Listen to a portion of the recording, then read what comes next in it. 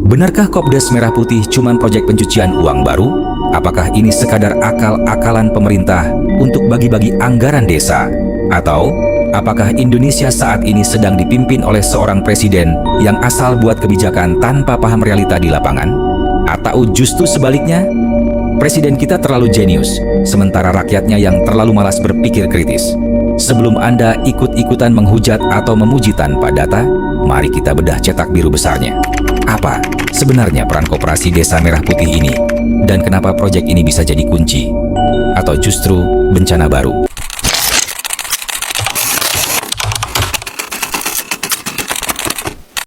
Untuk memahami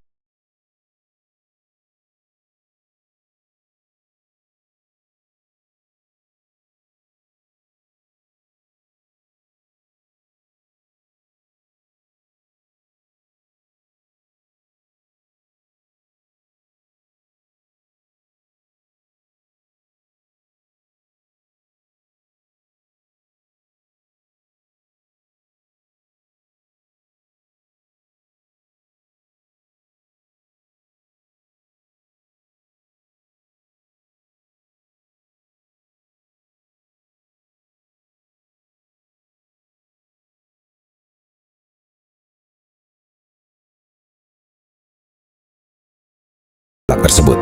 Dengan adanya Kopdes, hasil panen petani langsung dibeli oleh koperasinya sendiri dengan harga yang layak dan adil, misalkan Rp10.000 per kilo. Setelah itu, Kopdes menyalurkan jeruk tersebut ke dapur-dapur program makan bergizi gratis dengan harga normal tanpa ada permainan harga dari tengkulak. Hasilnya, petani untung, Kopdes yang dikelola oleh warga desa dapat profit, dan negara bisa menghemat anggaran APBN karena rantai pasoknya jauh lebih efisien. Sebuah skema yang saling menguntungkan. Tapi, banyak netizen di media sosial mulai bertanya-tanya, kenapa letak bangunan Kopdes itu aneh-aneh? Ada yang di dalam gang sempit, di pelosok, atau di tanah kosong milik warga? Apakah ini tanda proyek asal jadi? Jawabannya, bukan. Itu justru bentuk efisiensi anggaran yang nyata. Coba bayangkan, kalau negara harus membeli tanah baru menggunakan dana APBN di puluhan ribu desa di seluruh Indonesia, berapa triliun uang rakyat yang habis hanya untuk pembebasan lahan? Penentuan lokasi Kopdes adalah hasil kesepakatan warga desa itu sendiri. Mereka memanfaatkan tanah kas desa atau tanah warga yang selama ini tidak terpakai melalui sistem bagi hasil. Hemat anggaran negara sekaligus mengoptimalkan aset lokal yang menganggur.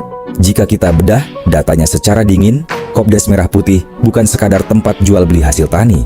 Kopdes diproyeksikan menjadi pusat ekosistem ekonomi desa, mulai dari penyedia simpan pinjam bunga rendah agar warga terbebas dari jeratan pinjol, penyaluran pupuk bersubsidi secara langsung, hingga penyokong bahan baku UMKM lokal.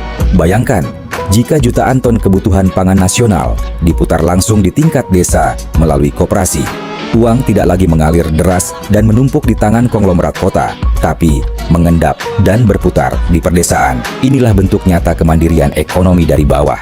Jadi, kembali ke pertanyaan awal kita, siapa yang sebenarnya bermasalah dalam riuhnya polemik Kopdes Merah Putih ini?